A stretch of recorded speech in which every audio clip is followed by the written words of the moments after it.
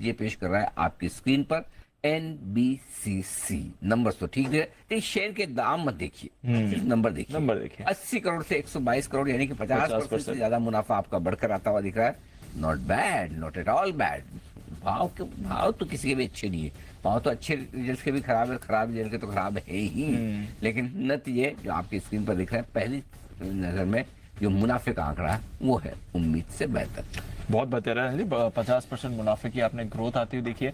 नीलेश जी आपके पास आता हूं, चार्ट चेक जरा, चार्ट रेडी रखिएगा। एनबीसीसी आय भी अनिल जी अच्छी ग्रोथ दिखा रही है। 400 करोड़ से आय बढ़कर आई है 2060 करोड़ से बढ़कर 2460 करोड़ पर आपको आय आती हुई दिख रही है। तो 400 करोड़ की आय में आपने बढ़त आती हुई देखी है और इसके साथ ही आपने 50% की मुनाफे में ग्रोथ आती हुई देखी है। तो नंबर्स फर्स्ट कर तो एनबीसीसी के आपको अच्छे दिख रहे हैं। अब देखना पड़ेगा ऑपरेशनल परफॉर्मेंस कैसी रही है। ऑर्डर बुक तो कंपनी की लगातार अच्छी रही है, कुछ बड़े ऑर्डर्स कंपनी एग्जीक्यूट भी कर रही है करेंटली, बट परफॉर्मेंस के लिहाज से देखें ऑपरेशनली उतने खास नंबर्स नहीं है।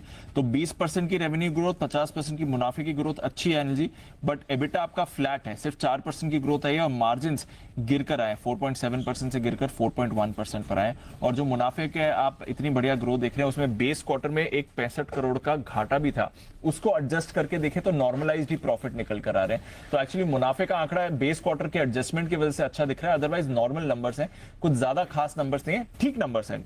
20% रेवेन्यू ग्रोथ है, अच्छी मानी जाएगी, बट ऑपरेशनली कुछ ज्यादा खास परफॉर्मेंस इनकी रही नहीं है। नीलेश जी एक बार एनबीसीसी के चार्ट पर राय दे दें, 5% स्टॉक नीचे दिख रहा है।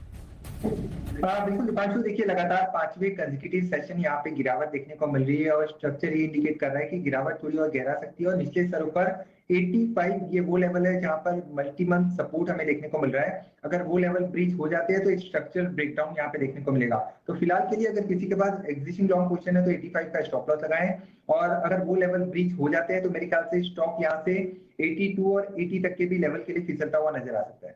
के तो ये है राय आपके लिए आती हुई इस वक्त एनबीसीसी पर। आइए बढ़ते आगे।